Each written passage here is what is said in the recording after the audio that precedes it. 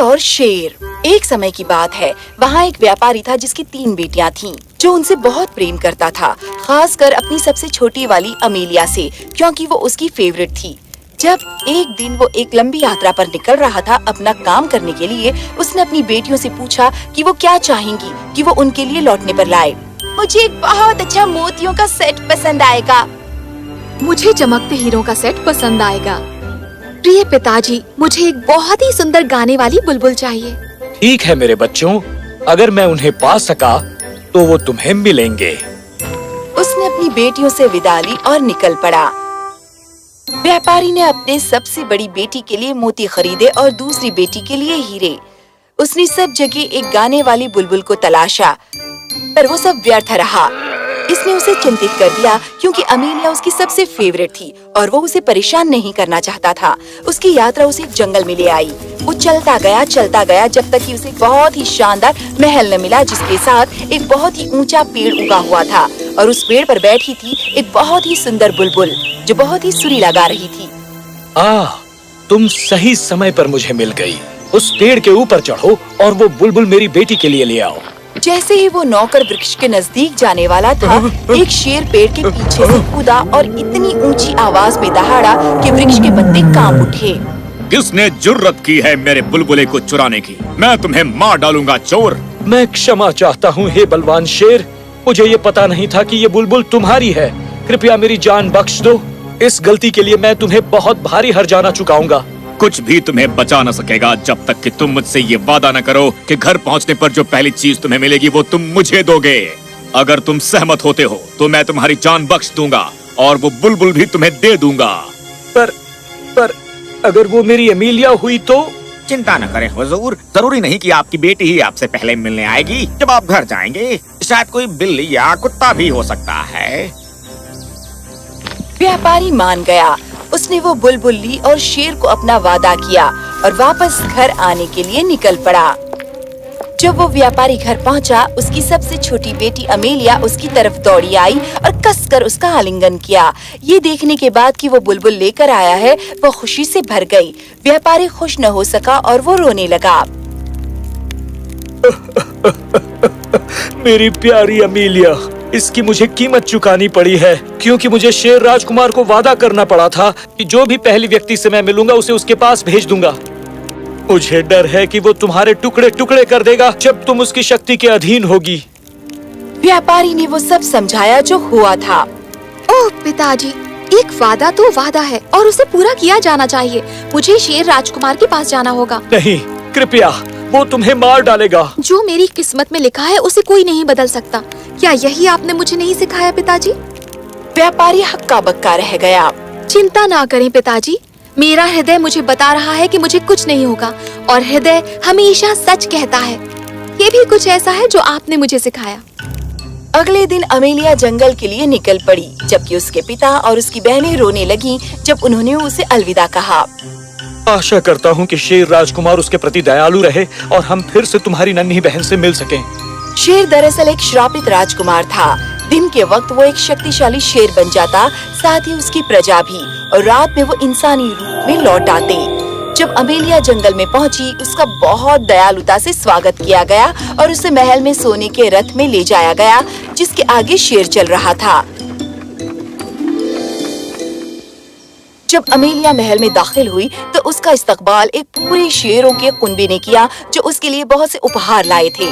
स्वागत है मेरी सुंदर महारानी। मैं देख रहा हूँ कि तुम्हारे पिता ने अपने वचन का पालन किया है और मुझे खुशी है कि तुम उनसे पहले मिली, क्योंकि तुम बहुत ही सुंदर हो। तुम्हें अपनी पत्नी स्वीकार करना मेरा सौभाग्य होगा। आपकी आवभगत की मैं बहुत आभारी हूँ, पर मैं आपकी खुशी में साझेदार नहीं, क्योंकि मुझे भय है कि आप एक शेर हैं। उसी समय खिड़की से एक चांद की किरण चमकी और वो शेर राजकुमार जादुई तरीके से रूपांतरित हो गया और उसके सामने एक खूबसूरत राजकुमार खड़ा था। मैं असल में एक राजकुमार हूँ। दरअसल हम एक श्राप से ग्रस्त हैं जो हमें दिन में शेर बना देती है। अमेलिया मुस्कुराई क्योंकि वो खुश थी क्योंकि उसे शेर राजकुमार से प्रेम हो गया था। अमेलिया राजकुमार से शादी करने के लिए राजी हो गई थी और तुरंत ही शादी संपन्न हुई, बहुत ही शानदार तरीके से, और वो मिलकर खुशी खुशी रहने लगे क्योंकि शेर दिन में सोते थे और पूरी रात जागते थे। एक दिन शेर राजकुमार उसके पास आया और उसने कहा, तुम्हारे पिता के घर में कल एक उत्सव है, तुम्हारी बड़ी बहन की शादी का जश्न मनाने के लिए। यदि तुम चाहो तो शेर तुम्हें वहाँ लेकर जाएंगे। ये बहुत अच्छा होगा। मैं अपने पिताजी से मिलने को बहुत उत्सुक हूँ। तो फिर मैं तुरंत ही शेरों को बुलाता हूँ और वो तुम्हें एक बहुत ही भव्य शैली में वहाँ ले जाएंगे।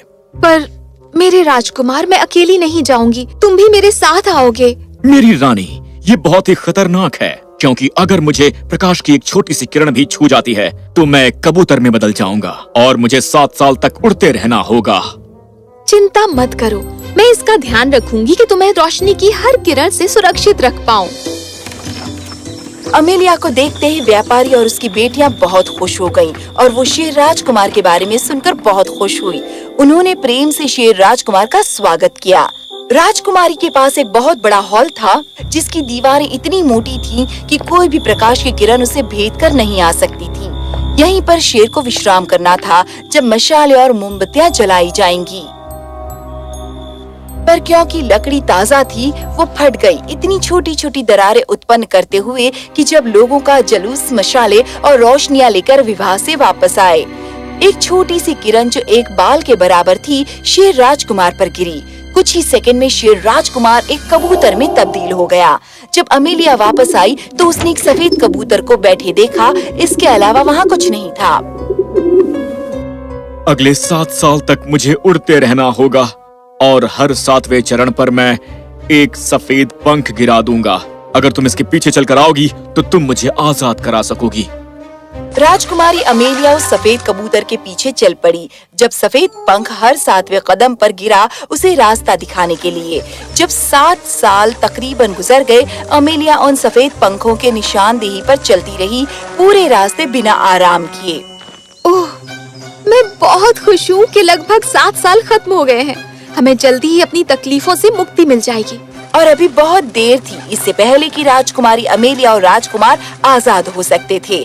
एक दिन सफेद पंखों ने गिरना बंद कर दिया और अमेलिया चिंतित हो गई। इसमें मेरी मदद कोई नहीं कर सकता। राजकुमारी अमेलिया एक पेड़ पर चढ़ी और उसने सूर्य को पुकारा। हे सूर्य, तू इतना तेज चमकता है, घाटियों, पहाड़ों और चोटियों से, जमीन से, खादानों में चढ़कर। क्या तुम्हें पता है मुझे कहाँ मिलेगा मेरा सफेद कबूतर? नहीं नन्ही बच्ची, मैंने सफेद कबूतर नहीं देखा, पर ये छोटा सा ताबूत ले लो और इसका तब तक इस्तेमाल करना जब तक तुम्हें ज्यादा जरूरत हो। बहुत बहुत धन्यवाद। राजकुमारी अमेलिया चलती गई अपने राजकुमार की तलाश में जब तक कि रात न हो गई। जब चांद चमका तो वो चांद के पास गई और उसने मांगा, ओ सुंदर चांद, तू सारी रात चमकता है खेतों और जंगलों पर। क्या तूने एक सफेद कबूतर को उड़ते देखा है? नहीं, मैंने नहीं देखा, पर ये लो एक अंडा, इसे तोड़ देना जब तुम्हें जरूरत पड़े तो। राजकुमारी अमेलिया ने चांद का धन्यवाद किया और वो राजकुमार की तलाश करती रही। रात को जब हवा चली उसने पूछा, तू चलती है सब पेड़ों और पत्तों से, क्या तूने एक सफेद कबूतर को उड़ते देखा है?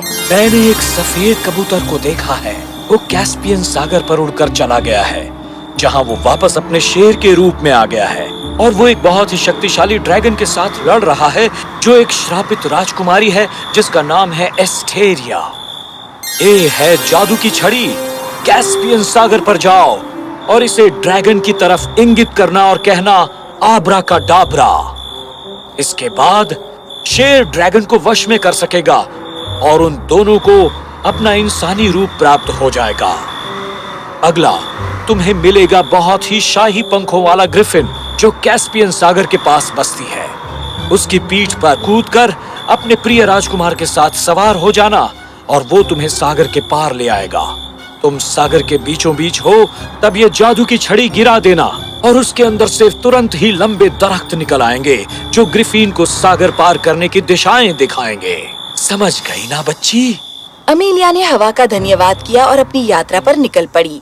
जब वो कैस्पियन सागर में पहुंची, उसने शेर राजकुमार और ड्रैगन को लड़ते देखा। उसने तुरंत अपनी जादू की छड़ी निकाली और उस ड्रैगन की तरफ इंगित किया। आब्राकाडाब्रा! छड़ी से जादू ने ड्रैगन पर वार किया और वो जमीन पर गिर गया। शेर राजकुमार ने अपना पंजा ड्रैगन के सिर पर रखा और तुरंत ही वो अपनी इंसानी रूप में वापस आ गया। ड्रैगन भी अपनी इंसानी रूप में वापस आ गई और राजकुमारी अस्टेरिया में बदल गई।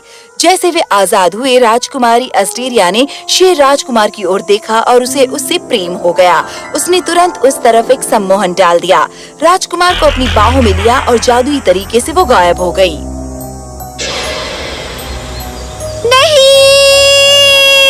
राजकुमारी अमेलिया अपने प्रिय राजकुमार के लिए रोई, पर तभी एक हवा का हौला सा झोंका गुजरा जिसने उसे उकसा दिया। जहाँ जहाँ भी हवा चलेगी मैं वहाँ जाऊंगी और मैं तब तक जाऊंगी जब तक सूरज निकलता और डूबता है। मैं दूर दूर तक तलाश करूंगी जब तक मेरा राजकुमार मुझे नहीं मिल जाता। वो ग्रिफिन की पीठ पर सवार हो गई और हवा के दिखाई मार्ग पर चलने लगी। वो चलती गई और चलती गई जब तक वो एक महल के पास न आ गई, जहाँ हवा ने चलना बंद कर दिया। अमेलिया समझ गई कि यहाँ ही उसका राजकुमार था। उसने ग्रिफिन का धन्यवाद किया और महल में दाखिल हुई। जब उसने राज्य के लोगों से बात की, उन्होंने उसे उस शानदार उत्सव के बारे में बताया जो राजकुमार और राजकुमारी की शादी का जश्न मनाने के लिए आयोजित किया गया था। हे भगवान, मेरी मदद करो। तभी अमेलिया ने ताबूत खोला जो सूर्य ने उसे दिया था और बाहर निकला एक बहुत ही खूबसूरत ड्रेस जो सूर्य की तरह ही चमक रहा था। उसने अंडा भी तोड़ा जो चांद ने उसे दिया था और उसमें से बाहर निकली एक सोने की मुर्गी। वो महल में दाखिल हुई उस ड्रेस को पहनकर और सोने की मुर्गी को उठाकर।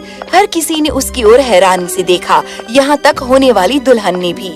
राजकुमारी अस्टेरिया अमेलिया के ड्रेस और सोने की मुर्गी को देखकर इतनी अचंभित थी कि वो तुरंत उसके पास गई। ये लिबास इतना शानदार है, मैं इसे मुर्गी के साथ तुमसे खरीदना चाहूंगी। तुम इसे ले सकती हो, पर उसके बदले तुम्हें मुझे दूल्हे से बात करनी देनी होगी आज रात उसके कक्ष में।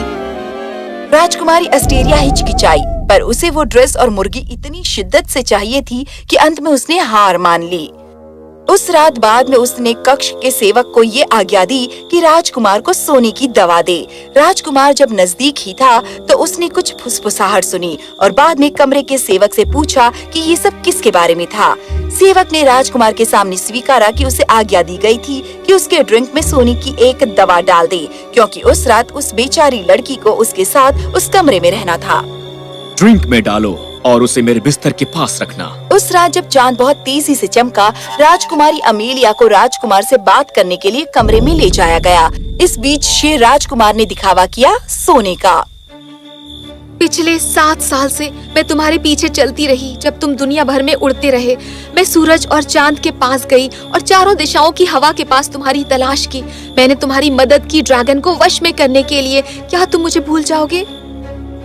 उसने तुरंत ही अपनी प्रिय पत्नी की आवाज पहचान ली। पहली बार मैं सचमुच आजाद हूँ, क्योंकि ये सब एक सपने की ही तरह था। राजकुमारी अस्टेरिया ने मुझ पर एक सम्मोहन डाल दिया था ताकि मैं तुम्हें भूल जाऊं मेरी प्रिय, पर तुम्हारे प्यार ने मुझे आशीष दी है और उस सम्मोहन को तोड़ दिया है। ओह मेरे राजकुमार, मैं तुम्हें ढूंढने के लिए संसार के अंतिम छोर तक गई हूँ। मुझे कितनी खुशी हो रही है अंत में तुम्हें पाकर। चलो जल्दी से इस जगह से बाहर निकलते हैं, इससे पहले कि जादूगरनी राजकुमारी हमें ढूंढ ले। राजकुमार और राजकुमारी चुपचाप महल से खिसक गए, क्योंकि उन्हें डर था कि राजकुमारी अस्टेरिया उन्हें पकड़ ले। वो ग्रिफिन पर सवार हुए जो उन्हें कैस्पियन सागर पर ऊपर ले गया और उन्हें वापस जंगल में उनके महल में ले गया। जब वो घर पहुँचे, सभी शेर अपनी इंसानी रूप में वापस आ गए और उन्होंने बहुत खुशियाँ मनाई। शेर राजकुमार जितना अमेलिया का धन्यवाद कर सका वो कम था और वो उससे अत्यधिक प्रेम करता था, क्योंकि ये उसका पक्का इरादा ही था जिसने आखिर उनकी जिंदगी में खुशियाँ बहाल की थी।